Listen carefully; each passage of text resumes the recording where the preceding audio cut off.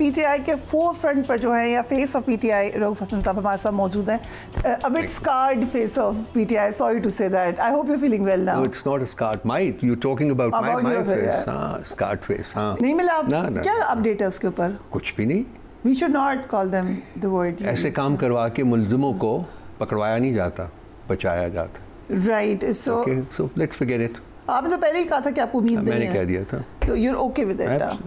So coming to the problems in the party, ये तो वही ट्रैप है कि रिज़ाइन कर दो जो आप लोग कर चुके हैं पार्लियामेंट से, जो कि मेरे ख्याल से सही फैसला नहीं था.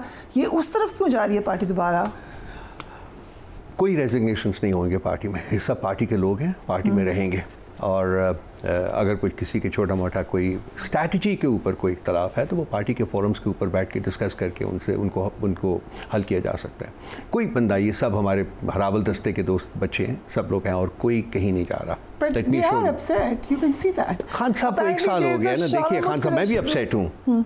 मेरा रिस्पांस डिफरेंट है. मैं आपके पास बैठ के अपना नैरेटिव बयान करूँगा. वो हर बंदे का अपना अपना रिस्पांस होता है. हम सब अपसेट हैं. 1 साल से वो बेगुनाह शख्स जो है उसको जेल की सलाखों के पीछे रखा हुआ है और जिस हालात में रखा हुआ आज मैं मिल के आए उनके साथ. क्या अच्छा इधर केस के फैसले के बाद आप मिले उनसे कि पहले मिले थे? जिस तरीके से उसके ऊपर ये मतलब उसको टॉर्चर कर रहे हैं वर्चुअली, वो मतलब मैं बयान नहीं कर सकता अल्फाज में. तो क्या मैं डिस्टर्ब नहीं होऊंगा? मेरी रफाकत उस शख्स के साथ उन्होंने 35 साल की रफाकत मेरी. मैं भी डिस्टर्ब हूँ. सब पार्टी के बंदे डिस्टर्ब है. हर बंदा डिस्टर्ब है और हम लोग पूरी कोशिश कर रहे हैं. हाँ, हमारी कोशिश का अंदाज डिफरेंट हो सकता है. अगर 10 बंदे हैं तो लाजमी नहीं कि 10 के 10 बंदे एक ही स्ट्रैटेजी के ऊपर मुत्तफिक हों. तो हो सकता है कि जी 2 स्ट्रैटेजी, लेकिन हमारी प्रायोरिटी जो है, टॉप प्रायोरिटी, वो खान साहब को बाहर निकालना ही है. और कोई प्रायोरिटी हो नहीं सकती. पार्टी को इकट्ठा रखना, गवर्नेंस भी, क्योंकि या गवर्नेंस के लिए प्रेशर डालना, केपी में आपकी गवर्नमेंट भी है, इसलिए भी तो लोगों ने वोट दिया आपको. सिर्फ इसलिए तो नहीं दिया कि खान को जेल से बाहर निकाले. That is also part of the job. So उधर भी तो उतनी इंपॉर्टेंस है. हमारे पास क्या रास्ते हैं? एक सियासी पार्टी होने के नाते हमारे पास क्या रास्ते हैं? हमारे पास पार्लियामेंट के अंदर एक रास्ता है. हम लोग पार्लियामेंट में बैठे हुए हैं और पार्लियामेंट को क्विट करने का कोई चांस ही नहीं है. Let me assure you. ठीक है, पार्लियामेंट के अंदर रह के हम अपनी आवाज़ सुनवाने की कोशिश कर रहे हैं. उसके बाद हमारे पास कानूनी चाराजोई है. हम तमाम कानूनी ऑप्शंस जो हैं उनको एक्सरसाइज कर रहे हैं. उसके बाद हमारे पास पुरअमन अवामी एहतजाज की ऑप्शन है. 4 महीने से हम लगे हुए हैं अपना ये एहतजाज शुरू करने के लिए. ख़ासकर पंजाब में हमें कोई इजाज़त नहीं मिली है. अब आके हमें 6 तारीख को एक इजाज़त मिली है जिसमें कि हम डेफिनेटली एक अपना जलसा करेंगे. हमारे तमाम बाकी जो रिक्वेस्ट्स हैं वो डिस्ट्रिक्ट एडमिनिस्ट्रेशन से होके इस वक्त हाई कोर्ट्स में पड़ी हुई हैं. उन्होंने हमें इजाज़त देनी है. फस्तायत को आप अल्फाज में बयान नहीं कर सकते जो कि इस वक्त पंजाब में हो रहा है. सारे सूबे में उन्होंने 144 लगा दी है. द मोमेंट हमारा एक कन्वेंशन भी होता है, 200 बंदा 400 बंदा भी इकट्ठा होता है, उनको उठा लेते हैं, उनके घर तोड़ देते हैं, उनके ऊपर टॉर्चर करते हैं.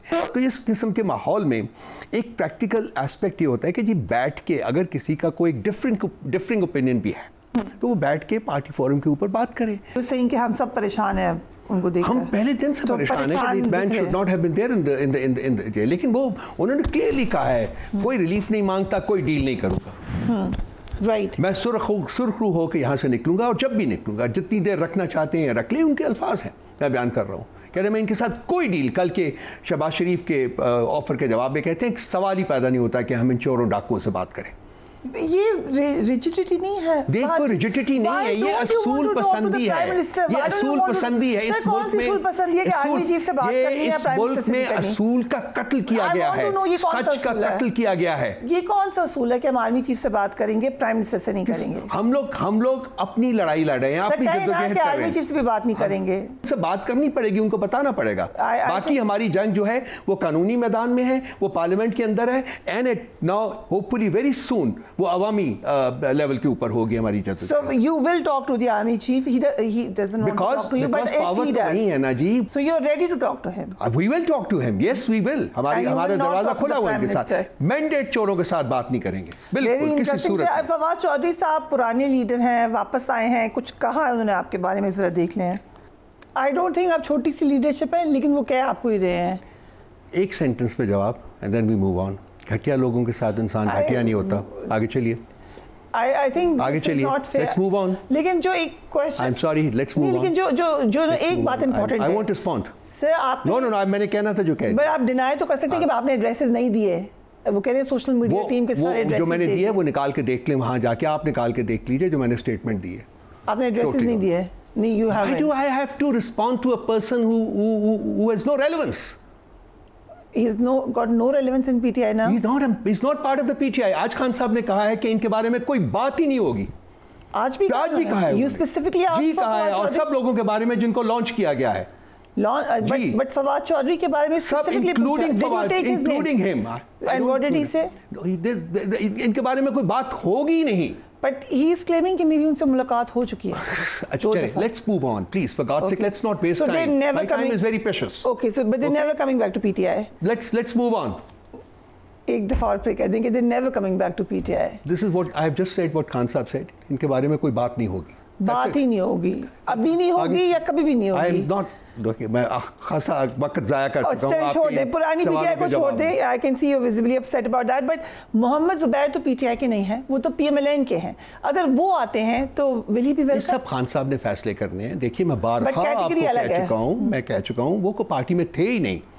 अगर वो उन्होंने ख्वाहिश का इजहार किया हुआ है, लेकिन वो पार्टी के चेयरमैन साहब ने डिसाइड करना है कि जी लेना है कि नहीं लेना, लेना है तो कब लेना है, नहीं लेना तो क्या करना है। किससे नेगोशिएट कर रहे हैं वो? किससे नेगोशिएट नहीं हो रही, कोई उन्होंने ख्वाहिश का इजहार कर दिया किसी को, दैट इज इट।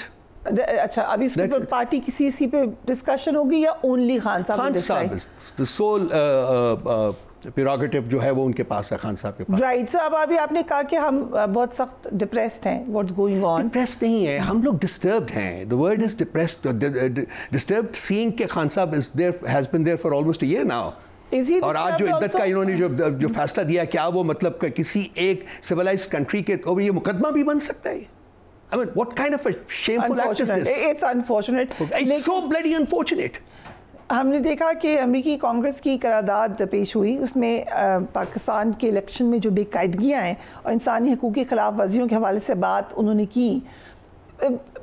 इस बात ठीक है, ये इंपॉर्टेंट है आपके लिए, आपके मौक़िफ़ की तायद करती है, लेकिन आपका जो मौक़िफ़ था कि अमेरिका की मुदाखलत नहीं होनी चाहिए, उससे कोइंसाइड नहीं करती है। देखिए, अमेरिका एक डेमोक्रेसी भी है। अमेरिका के अपने स्ट्रेटिजिक इंटरेस्ट्स हो सकते हैं और वो मुख्तलिफ मुल्कों को उस स्ट्रेटिजिक मैप में रख के एवेलुएट करते हैं कि किससे हमने क्या काम लेना है, किसको हमने कैसे इस्तेमाल करना है। ये ज़रा चीज़ें जो हैं ये सोचने वाली होती हैं। वो एक साइड है। इसके अलावा उसके साथ साथ अमेरिका एक डेमोक्रेसी भी है, एक जमहूरियत भी है, एक बड़ी पुरानी जमहूरियत है, बल्कि the oldest democracy in the world, right? ठीक है, तो वो उनके अपने जमहूरियत के कुछ तकाजे भी हैं, इसलिए कांग्रेस में गया हुआ ना ये 98.2% पीपल लोगों ने ये सपोर्ट किया, कांग्रेसमैन ने ये सपोर्ट किया, ठीक है जी, ओवरवेलमिंग मेजॉरिटी के साथ उन्होंने, और दर्जनों किस्म के उन्होंने मसाइल, वो तमाम चीज़ें जो हम वक्तन फवक्तन कहते रहे हैं वो उन्होंने उनको टेस्टिफाई किया है। तो एक जमहूरियत होने के नाते हम वैल्यू करते हैं अमेरिका की इस कमेंट को, अमेरिकन कांग्रेस के इस कमेंट को, बिल्कुल वैसे ही जैसे कि हम एक जमहूरियत होने के नाते जो यूके की हाई कमिश्नर थी जेन मैरियट ने, जब उन्होंने आसमा जहांगीर कन्वेंशन के ऊपर बात की थी, तो उन्होंने भी ये तमाम बातें की। हमने उसको नाराज होकर उन्होंने लेटर लिखा था where he violated his oath of office. आपने कहा था नहीं लिखना चाहिए था, you said it on my show। He violated his oath of office, so I think it will land up in a court of law one of these days। But हम इनको जमहूरियत होने के नाते हम इनके कमेंट को वैल्यू करते हैं। इसके अलावा आप देखिए फाफन की रिपोर्ट देखिए, पत्तन की रिपोर्ट आप देखिए उसमें, इसके अलावा आप EU जो ऑब्जर्वर्स थे उनकी रिपोर्ट देखिए, उसके अलावा Commonwealth report related to democracy, obviously human rights, if you come in the government, human rights. आप नाराज से कि हमारे एमएनएस को बुला के क्यों मिल रहे हैं? बिल्कुल गलत किया था उन्होंने, हम फिर भी उनका ओपिनियन ही जानना चाह रहे हैं। उनके स्ट्रेटेजिक इंटरेस्ट थे उस वक्त, उनका ऑब्जेक्टिव था कि खान साहब को निकालना है, क्योंकि खान साहब पाकिस्तान को एक नई क्रेडिबल पहचान दे रहे थे। वो एक्सेप्टेबल नहीं था बहुत से लोगों को, दुनिया के बहुत सारे मुल्कों को। सो एक स्ट्रेटेजिक प्लान बना। Let's believe what you are saying, let's say for arguments sake. So अब उनको कबूल है क्या पीटीआई, इमरान खान, अब उनको कबूल है? मैंने कहा ना कि एक मुल्क की वेरियस फैसेट्स होते हैं, try to understand this point, facets होते हैं। अब एक उनका स्ट्रेटेजिक फैसेट था जिसमें खान साहब फिट नहीं हो रहे थे, तो उन्होंने उनको जो भी किया, जैसे भी किया, खान साहब की गवर्नमेंट को डिसमेंटल कर दिया। ये उनका एक डेमोक्रेटिक फैसेट है। तो ये मुख्तलिफ इसके तकाजे होते हैं। जमहूरियत उनको बहुत अजीज है, जमहूरी मुल्क है ये। still does not want you कि वहाँ कोई तब्दीली है। We are not aware of any तब्दीली, क्योंकि हमारा तो उनसे कोई राब्ता नहीं है ना। एंड लेट्स से कि एडमिनिस्ट्रेशन तब्दील होती है इलेक्शन के बाद, जो कि शायद सईद साहब ने खुलकर ही कहा कि दुरानी साहब ने भी कहा कि अगर वहाँ पे आते हैं रिपब्लिकन्स तो बहुत चांस है कि पीटीआई पाकिस्तान में आ जाए। इज दैट अ पॉसिबिलिटी और is there relevance to that? देखिए, हम खुद अपने तय यहाँ आना चाहते हैं। हमारी हुकूमत को गलत तरीक़ों से निकाला गया था। इलेक्शन 8 फरवरी का हम 2/3 अक्सरियत से जीते हुए हैं। हमारा राइट है इस मुल्क में हुकूमत करना। हम किसी के क्रचेस के ऊपर नहीं आएंगे, वो रिपब्लिकन्स हों या वो डेमोक्रेट्स हों या कोई और पॉलिटिकल पार्टी हो दुनिया के किसी और मुल्क के ऊपर। हम अपनी अवाम की ताकत की बेसिस के ऊपर हुकूमत में आएंगे।